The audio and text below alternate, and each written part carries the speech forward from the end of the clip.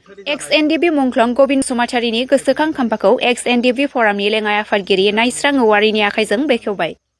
चिरां जिल्लानि सिङाव थानाय रुनिखाता बान्दुगुरि गामिनि जबसरन बसुमतारिनि फिसाज्ला गोलाव सम बर' हारिनि थाखाय जिउ बाउसोमनाय उदांस्रि दावहारु गबिन बसुमतारिया थांनाय 2001 मायथाइयाव मुंख्लं जादोंमोन।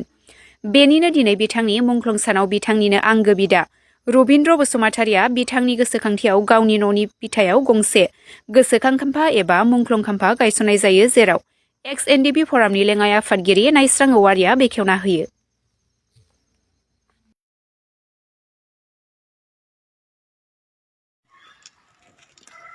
बेखौनो आङो दिनैनि दिनाव लुफुंनानै अपेनिं खालामनाय जाबाय। बे खाफाला मोजां, बे जों आलासि मोजां आलासि लाबोनानै बे फंबायनि जि गबिन बसुमतारि समखौ बा माथिया समखौ आङो बेखेवनानै होनो हाबाय। आंहा गोजोननाय थाबाय। बेनोल' जाहैबाय जे आंनि फंबाय गबिन बसुमतारिया आफादाव थांनानै अर्थात NDBआव थांनानै गोबांथार हाबा मावदोंमोन। दा मोजां मावदोंना गाज्रि मावदों आंथ' मिथिला, आफादनि मानसियासो मिथिसिगोन। जिखियानो जाबाय आंनि फंबाय गबिना थैलांबाय जेब्ला, दा फंबायनि नामखौ आफादाव गोरोबथाबो होनोमोन। दा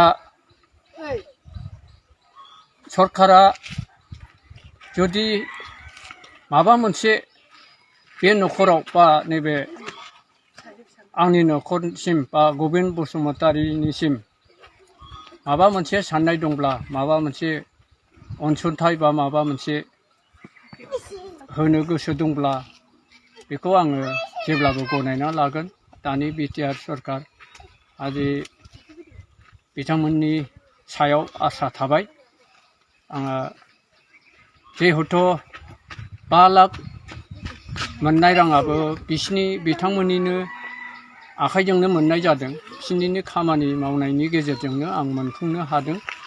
दा जिखियानो जा आंहा गोबांथार फंबायनि नामाव बुंनो लुबैयाखै। आङो बेखिनियावनो आङो नोंथां मिडियानिसिम साबायखर जासिनानै आंनि बुंनायखौ आं एसेयावनो फोजोबबाय। आच्छा, नोंथाङा न'खरनि सोरखौबाफोर बा रुंसारि जालांनायनि नामावहाय साख्रि बाख्रि नहले माबा मोनसे सुबिदाफोर बै माथियार्सनि नामाव जे 5 लाख मोनदों, बेनि अनगायै माबाफोर सुबिदाफोर मोनजानो लुगैबावो नामा? बे सुबिदाया बधय आजिखालिथ' जाबाय आरो मोनफ्रोमबो गामियाव मोनफ्रोमबो न'खरफ्राव अबस्थाफ्रा बिदिनोसै, लोरबां अबस्था जाजोब्बाय। जोंनि माखासे हालोदा गामि ओनसोलाव मोजां नंला।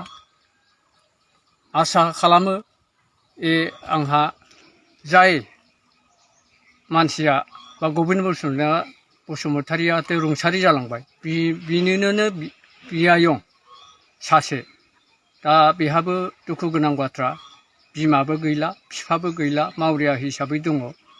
हिनजावसा सासे हौवासा सासे। दा बिथांनि नामाव जाहाथे माबाबो बेफोरबादि सरखारि आसनि बा सरखारि साख्रिफोर मोनबाय बायोबा मोजां जागौमोन, आं बेखौ आसा खालामो। जाहाथे बेफोरबो सोरखारनि आखायाव थाबाय।